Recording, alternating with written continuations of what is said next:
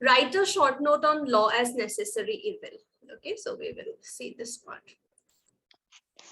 So law as necessary evil, it's nothing but that we need law on one hand, and on the other side, there are some, like positives and negatives of everything, right? Same ways, we need law, we cannot do without laws. Plus, when laws are there, there are some, like inherent problems also that we face along with that. So that is what this concept is all about, law as necessary evil. It's necessary also, at the same time, there are some, like bad results as well that we need to face.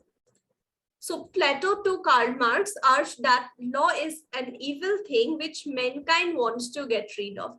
That it's not something that human wants to be applied in their lives. It's something that mankind wants to get rid of. But human history and experiences show that law is a great civilizing force in human society. We have seen that with the help of laws, we could get rid of so many social evils as well, like we discussed in the first class, sati, dowry death, and all that stuff, right?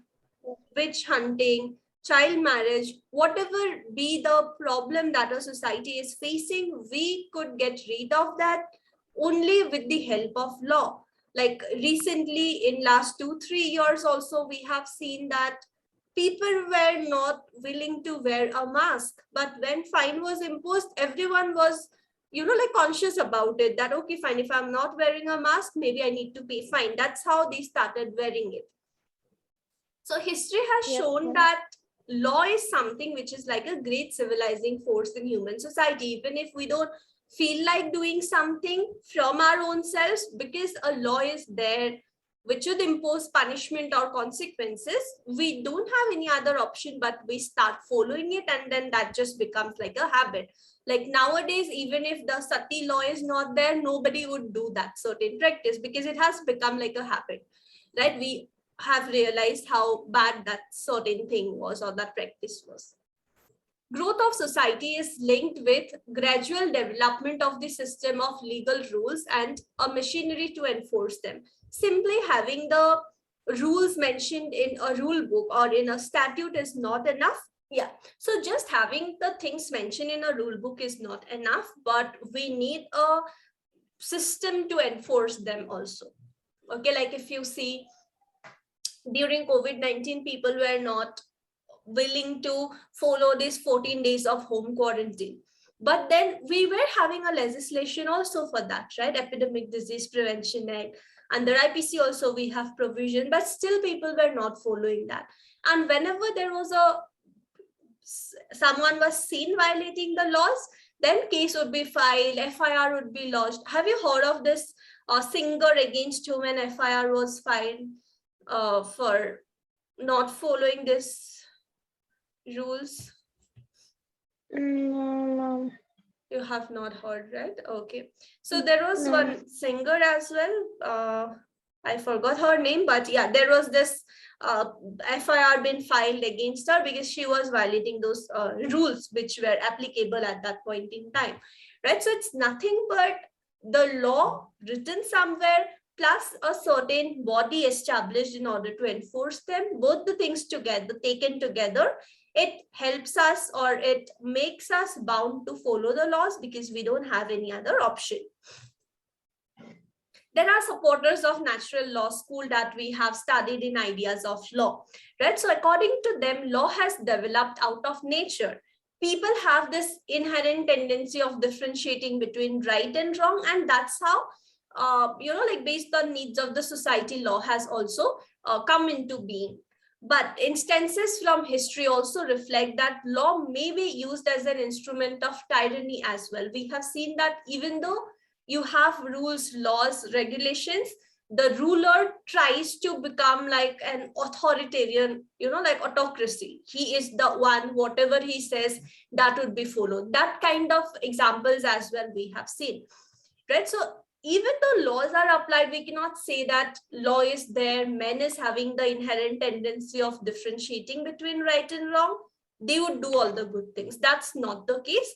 Even with that also, we have seen people trying to take advantage of the situation.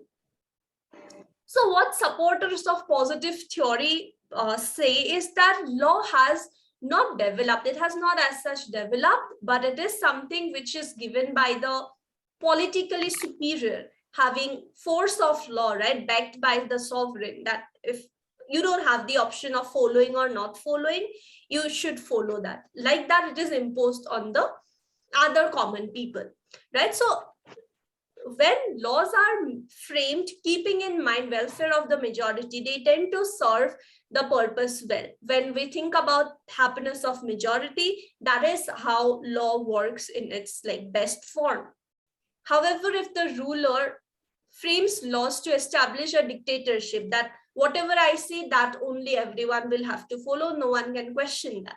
That should not happen, because otherwise it would bring difficulties in lives of common people. Common people are the one who are going to suffer because of such kind of a system.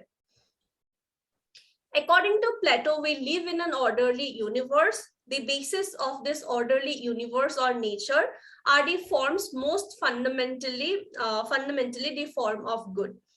Plato did not favor state with laws. He said state laws are not as such needed, right? Law can never prescribe with perfect accuracy what is good and right for each member of the community at any time, because situation differs, people differ, everything is like so unique from one another that as such you cannot have one law that applies in every given situation. The differences of human personality, the variety of men's activities and restless inconsistency of all human affairs make it impossible. We cannot have one set of universal laws that would apply in any given situation. That is very difficult. So laws for Plato were not necessary, as they could not take into account differences in man's personality. If you cannot take into consideration that people differ from one another, situations differ from one another, then law is meaningless, because we are inherently different from one another, right? So that's what Plato was of the opinion. Karl Marx interpreted the idea of law as invariably an instrument of class domination. He argued that the coming of a classless society implied that all laws would have to disappear, because Marx believed that law arises from class conflict. He concluded that the need for law would cease to exist with the advent of classless communism. Such a promise of lawlessness that leads to perfect justice are correctly imparted by Kelsen as being an utopian. So, according to Karl Marx, he said that as such, we don't need laws. Everyone should be thinking about every single other person, right? As such, we should not have a law, because it creates differences. It creates, like different classes. Laws are not good in the society. Okay, according to Marx, we don't need laws. Everyone would, like act selflessly. They would think about others, others would think about them. That's how the society would work. We don't need laws. So we can say that law is a necessary evil. There are both positives and negatives of law. Even though the application of laws may create differences, divisions, or class conflict, a society in the modern times cannot function in absence of law, right? We do see that when there is a certain law applied, like take for example, if a case is being filed against a certain person because he has done something wrong, it creates difference in, like it divides people in sort of two different groups or sections. But even after that, we cannot ignore the fact that we do need laws to function as a society, right? Take for example, you would see there was one case of in, I think, UP side, there was one case where a self-proclaimed godfather, okay, he considered himself to be like a godfather, and there were a lot of followers of him as well. So what happened is there are some accusations against him for rape, murder, etc.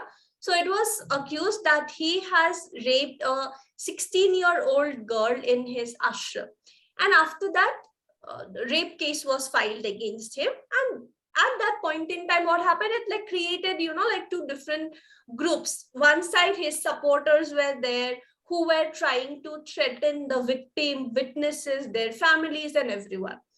Okay, there were some witnesses who died also, some witnesses disappeared, some witnesses were attacked. All that situation happened.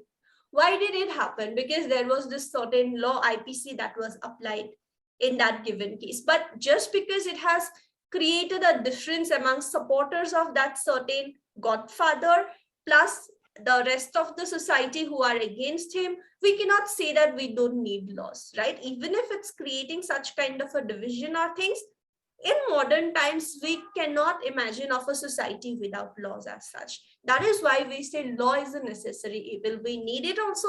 Plus, there will be some problems as well that we need to face because of application of the laws, basically. Okay.